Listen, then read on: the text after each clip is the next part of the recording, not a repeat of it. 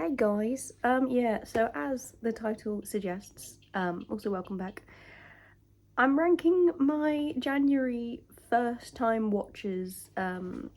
So I did manage to watch 32 movies in January, maybe 31. I can't remember. It was around that mark. 15 of them were first time watches, so like half of them were first time, half of them were rewatches. And yeah, I'm gonna rank them. I'm gonna talk a little bit about some of them. Let's get into it. So in dead last is the film When You Finish Saving the World. I believe it's directed by Jesse Eisenberg. I really didn't like this film. I gave it a measly 1 star out of 5.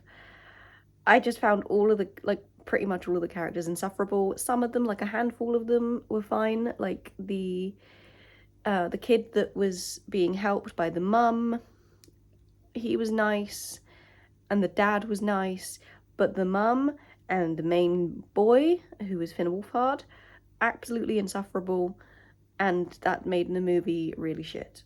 Yeah, which is a shame because I've heard really good things about A Real Pain, which is also directed by Jesse Eisenberg, and I would like to go and see that. But yeah, When You Finish Saving the World just was not it for me. Then at 14, we have the movie Freds, which is kind of a mockumentary. And it's really kind of acclaimed. It's meant to be really popular, and it was described as one of the most shocking and disturbing movies ever. And it was very disturbing and very bleak. I just found it a bit too bleak to the point where I absolutely hated it. Like the build up was interesting, but after the bomb had gone off and they showed some really horrific stuff, I started not liking it. There was one scene in particular that I really, really didn't like, and that made me really, really hate the movie. I'm not going to say what it is because I don't want to put any triggers out. But there was one scene in particular that it was like it wasn't like a scene, it was like a little clip of something to show the effects of the bomb on certain aspects of life. And yeah, that one clip, I hated it, so we don't want, I don't like it. Okay, at 13 is How I Live Now, which again is about nuclear war. I don't know why I watched 2 movies about nuclear war. These were watched in the same day as well. This one slightly more interesting because it was more of a story. The actors were phenomenal, but it had incest in it, and there's nothing that ruins a movie more than incest.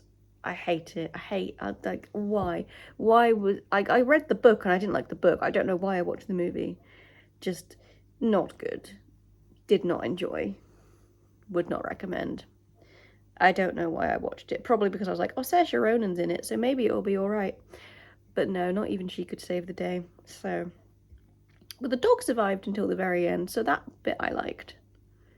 Yeah, I think I gave it 2 stars, if that, maybe 2.5. I can't remember.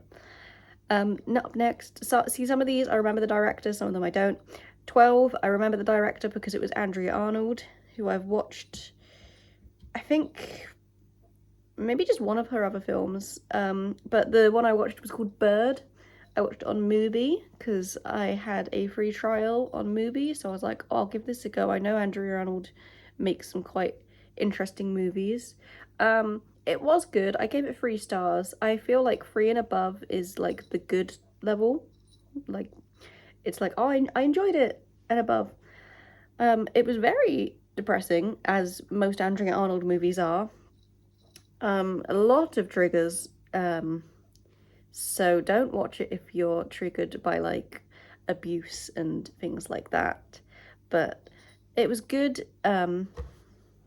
See, enjoy is the wrong word when it's about subjects like that, but it was a really interesting film, and I think people should watch it. I preferred Fish Tank, the movie Fish Tank, but this one was still good. Yeah. Then we go on to number 11. 11 and 10 kind of fit together. So 11 is Batman and Robin. I don't think it's as bad as everyone says it is. I had a fun time. I would fold for Uma Thurman and Poison Ivy so fast. Like, she wouldn't even need to use her pheromones on me. I'd be like, yes, whatever you say. Like, I love you. And then number 10 was Batman Forever. I'd seen the other two, like I've seen Batman and Batman Returns, and I liked them. Then I watched these two, and it was very kind of different vibes. Still kind of the same, but like a lot more camp. But I liked the camp energy, and I thought the different Batmans were fine. Like, I didn't mind.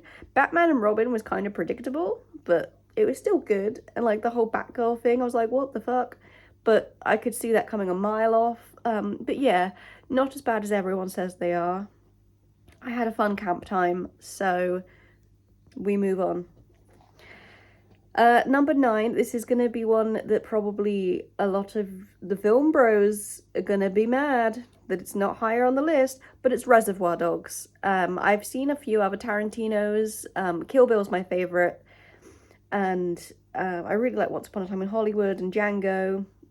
Reservoir Dogs is quite mid, in my opinion. I liked it, but why do they feel the need to say a slur every, 5 seconds when they are not, when they're not black, and they say slurs, and it makes me uncomfortable. But that is what it is. I think it's really well written, apart from all of that language. And it's just one of those movies that you can see it's very well made, the editing's amazing, everything like that. But, there was only one dog in it, so it's a bit of false advertising, really. Then at number 8 is Battle Royale. I'm sorry, if you're watching this. I really am. But no, I enjoyed Battle Royale. I did enjoy it. It was good. It was quite shocking. Like, it gets going really quickly. There's just a few things in it that I was like, really? Like the guy with the machine gun, I was like, really? But it was good. It's really clever. I've been told a lot of different things that I didn't even notice in the movie, but afterwards I'm like, whoa, that's really clever. Like the cookies and very well made. It's obviously what projected, it's what got the ball rolling for making things like the Hunger Games and Squid Game and all of that sort of stuff, because I correct me if I'm wrong, but I think Battle Royale was the first thing to do this kind of thing, where you had a bunch of people fighting each other. Specifically kids is what kind of inspired the Hunger Games. I want to say inspired. I don't want to think that Suzanne just ripped it off and didn't give any credits. I don't know, because I really like the Hunger Games. But yeah, anyway, moving on. Number 7 is Little Women, the 1994 version with Winona Ryder. I've seen the 2019 version with Saoirse Ronan, which is still my favourite version of the story. Little Women is my favourite classic novel. This version was really good. It was more linear than the 2019 version, so it told the story in order of events, which, is fine. I love a linear storyline. Most movies are linear. It was great. It focused mostly on Jo, which, is good because Jo's the main character in the book. The thing I like about the 2019 version is that it does focus on each of the sisters a little bit, and I love the non-linear thing. But it was still good. I still cried, and I love Winona Ryder, so it's a win-win. Number 6 is Nosferatu, the newest one. I went to see that on New Year's Day. It was my first movie of the year. I liked it a lot. It was very creepy, very unsettling. The way they filmed it was incredible. The effects were incredible. It was just really good. I feel like it was a little bit too long. That was my only gripe with it, was that it was a little bit too long. But the cat survived until the end, so that made my heart happy. Then we go on to Misery, which is a Stephen King adaptation. Really good. I'd heard good things about it, and I've seen a couple of Stephen King adaptations like It. I've seen the 90s version of it, the miniseries, and I've seen the remakes. I prefer the remakes. And I've seen The Shining and The Green Mile, The Shawshank Redemption. Misery was really good. I don't think it's my favourite Stephen King adaptation. I still think that either belongs to the remakes of It or The Green Mile. I've never actually read any Stephen King, so, you know, oh well. I feel like his books are really long and intense, so, apart from like the little mini novellas. But anyway, yeah, Misery was really creepy, really unsettling, quite claustrophobic. I really liked it. I quite like a little good horror movie. So, number 4, John Wick. I don't know how I hadn't seen John Wick before, but I really enjoyed it. I feel like he has the most valid reason for wanting revenge in the world. He was a badass, and just a really good little story about a vigilante like trying to get revenge, because why wouldn't you get revenge on someone that did that? Great movie. Keanu Reeves, amazing. Number 3 is Portrait of a Lady on Fire. I know, I'm a lesbian and I hadn't seen Portrait. What the fuck is wrong with me? But it was really good. The yearning, oh my god, the yearning. It's incredible. If I rewatch this, it would probably go up on ranking, but absolutely incredible film. You have to be in the right, like, kind of mindset to watch it, because it is a French movie, and so you need to concentrate because subtitles, which isn't a thing that bothers me. Like Battle Royale was Japanese, I believe. I watched Squid Game in Korean. I prefer to watch things in their original language if they're live action, because it makes more sense with the way that their mouths move. If it's like an anime, I can watch it dubbed because it doesn't bother me as much. But yeah, anyway, really good movie. Highly recommend, especially if you're a tiny little gay like me.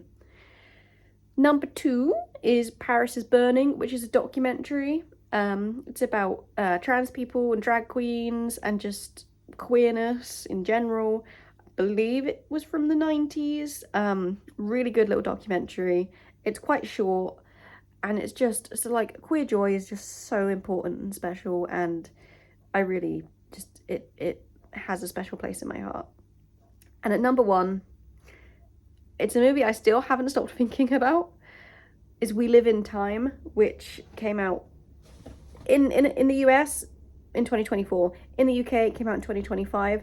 This was my second film of the year. I watched it an hour after finishing Nosferatu at the cinema, and I sobbed so hard.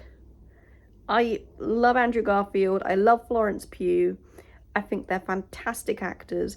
I loved the non-linear storyline. People that are complaining about the non-linear storyline, like, I get it. I get why that's not for them. But for me, it worked. And I don't think it would have worked as well if it was told in a linear storyline, because the whole point of the movie is about how time is precious, and you don't remember things in a linear way in your life. You don't remember things in a linear way. And I feel like that's kind of what the film was going for. Just an absolutely beautiful film. It made me absolutely, like, sob. I was sobbing for a good hour after I finished the movie. I still haven't stopped thinking about it, and I think it is a beautiful film. It made it into my top 4 on Letterboxd. So that's how we feel. But anyway, that is the ranking. That's the ranking. I'll be back at some point. I hope maybe in the middle of February to talk about something. Maybe just at the end of February to rank my February first time watches, which I haven't done any so far, because I've been rewatching Marvel movies and I've watched most of them already. I'm nowhere near the ones I haven't seen yet, so we'll see. Maybe I'll watch something new. Who knows? Depends what film club chooses, because the film they've chosen this week I've already seen, so it won't be that.